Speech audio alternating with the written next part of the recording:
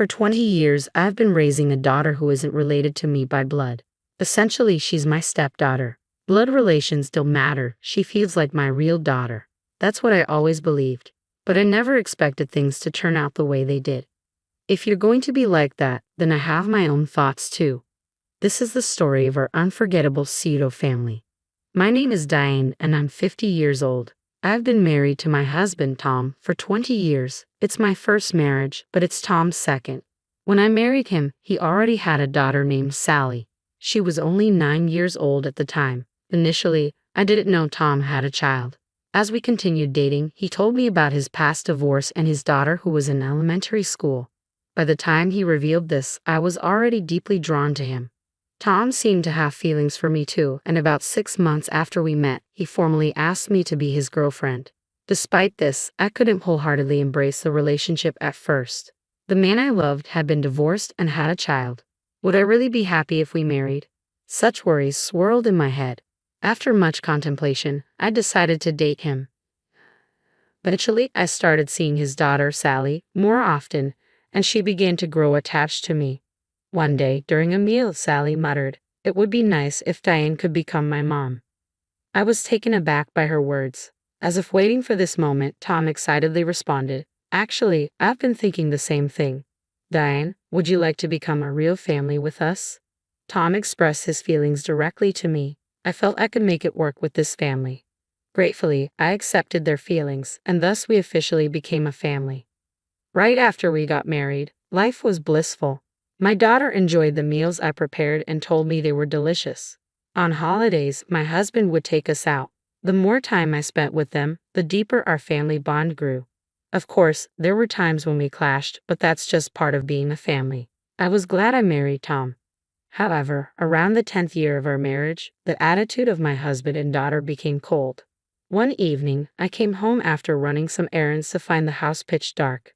My husband and daughter should have been waiting for me, and we should have been sitting around the dinner table.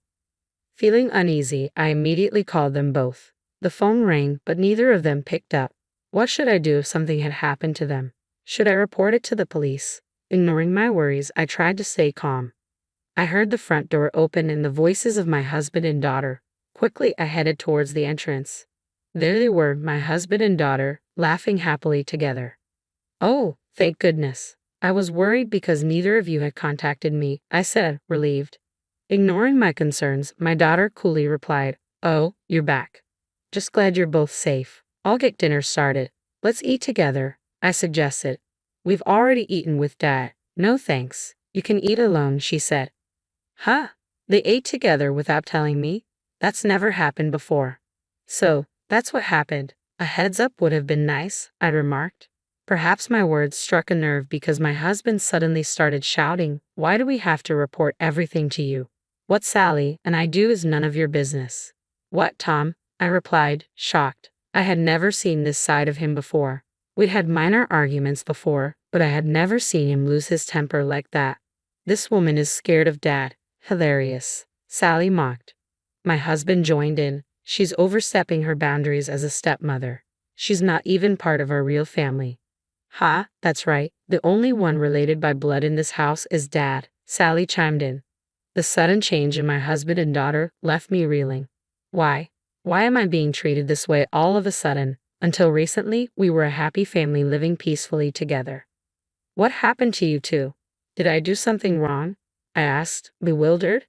Their response was beyond unreasonable. "Something wrong? It's you. You are the problem itself, isn't it?" "Haha, right, Dad?" Sally sneered. "Yeah, that's right. The way she parades around acting like a good mother is especially infuriating," Tom agreed. "I get it. It's so annoying when she tries to act like a good mother." Haha. Is this for real?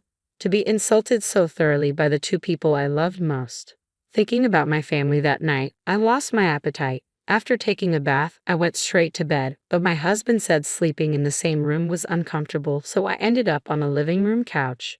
From that day forward, my husband and daughter's attitudes worsened.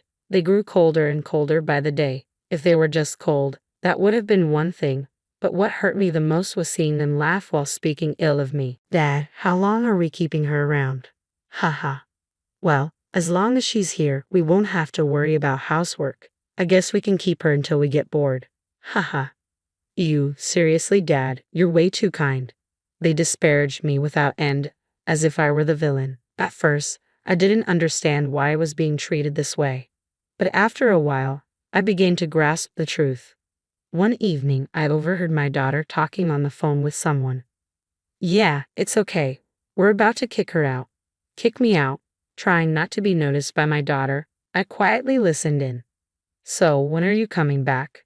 Dad can't wait. Living together is so much better when my real mom is around.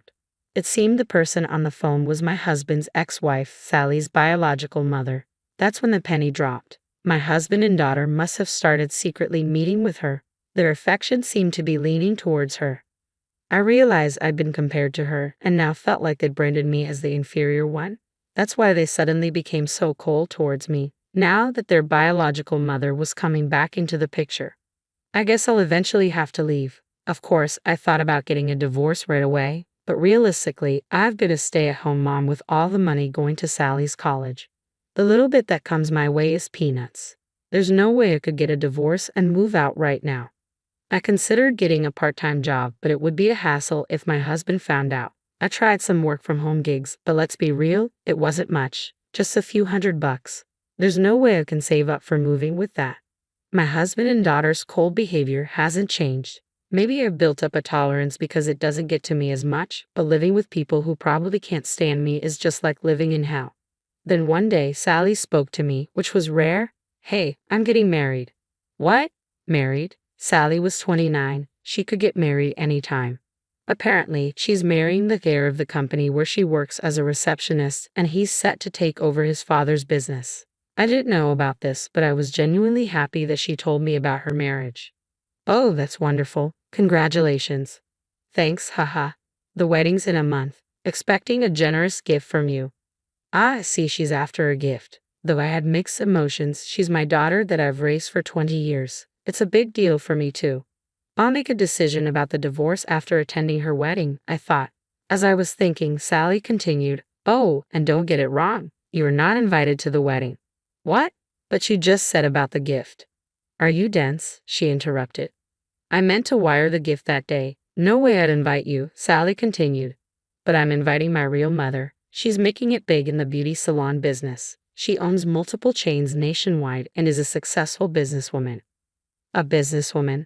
Yeah, having her at the wedding looks good, and I'm sure she'll give a big gift. Dad wants to get back with her. Your father? I asked, stunned. Yes, seriously, what's the point of keeping a housewife? You were dumb, huh? So, because his ex-wife or biological mother is successful, they want to ditch me, a housewife. I couldn't believe I wouldn't even be invited to my daughter's wedding. As I stood there, stunned, Sally berated me further. Don't you dare show up at my wedding, you fake mother. My husband, watching all this calmly, added with a smug grin, hey, why are you surprised? It's obvious you're like a fake family member. Plus, as Sally said, I want to get back with my ex. She's doing way better. Haha. At that moment, all my pent-up anger and frustration came flooding out. Is that so? That's how it is, huh? For these past 20 years, I've tried my best to build a good family relationship, and for what?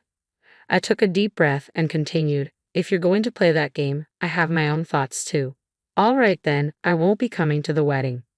I informed my daughter and husband of my decision and then headed to a certain place. A month later, on the day of my daughter's wedding, I followed their instructions, not attending the ceremony but instead making preparations to move out.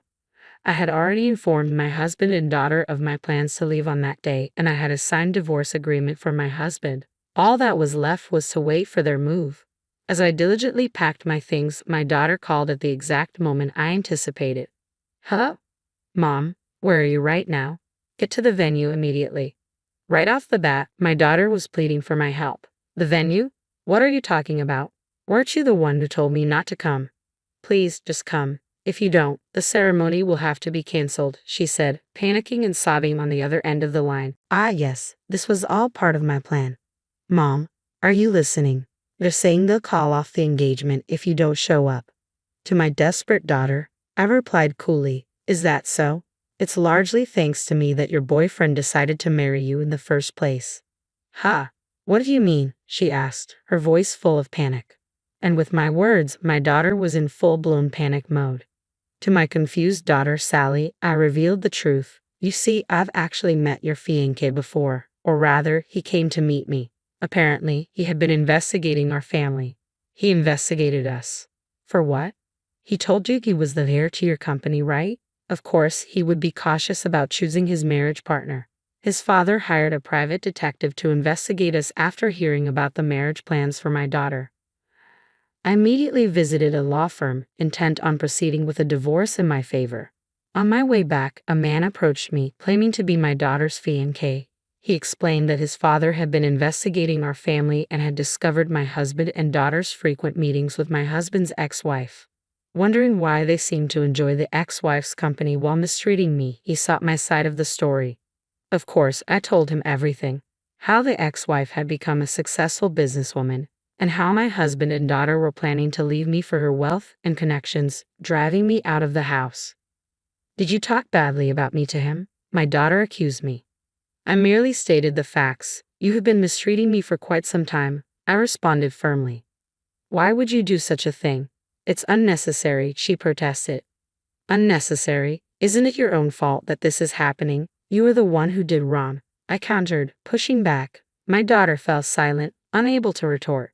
But I'm not a monster. I've raised you as my daughter for 20 years, and I genuinely wanted you to be happy, I continued, offering a suggestion. A suggestion, she asked.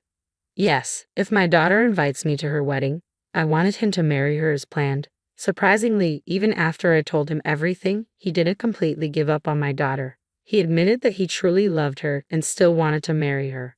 However, he said he felt uncomfortable marrying someone who couldn't even appreciate the person who raised her. So I pleaded with him, if Sally chose to invite me to her wedding at the very last moment, please accept her. But she squandered even that chance. Far from it, she treated me like a nuisance right until the end, alongside my husband, even calling us a fake family.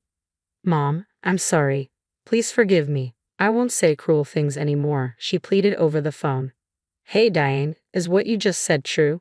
If so, please help Sally out. My husband joined in, his voice filled with remorse. Naturally, I had no intention of forgiving them. They were the ones who trampled on their last chance. It was far too convenient to ask for forgiveness. No, they forgot the kindness of being raised for 20 years and quickly switched allegiance to my successful ex-wife and real mother. I would never forgive them. Never. I declared so, and then hung up the phone. I blocked their numbers one after another, picked up my bags, and headed to the apartment I had already rented. On the way, I didn't forget to submit the divorce papers at the town hall.